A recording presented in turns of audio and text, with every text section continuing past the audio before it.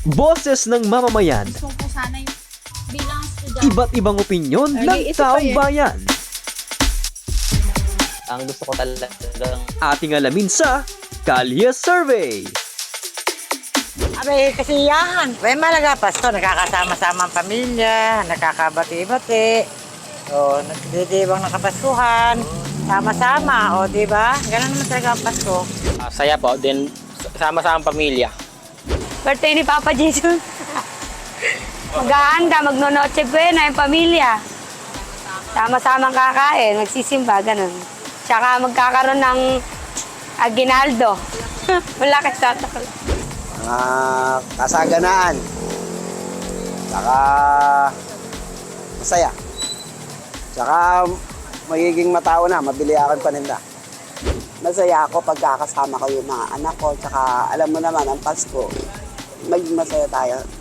Siyempre masaya ako, lalo na pagkasama ko pa yung pamilya ko. Masaya ang tao.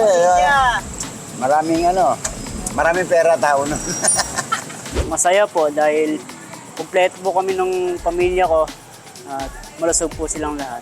Siyempre po pag Pasko, nagsasama-sama yung mga pamilya, sineselebrate yung kapanganakan ni Jesus, yung mga Magsasama-sama din po ng pamilya po.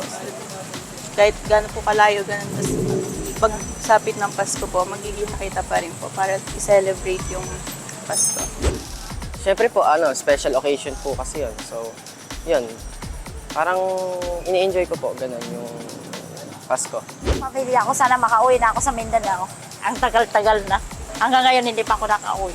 Sana makauwi na ako sa Pasko. Payakap ko yung mga anak ko. Boses ng mamamayan, Gusto ko sana yung bilang estudyante. iba't ibang opinyon ng taong bayan. ang gusto ko talagang Ating alamin sa Kalye Survey.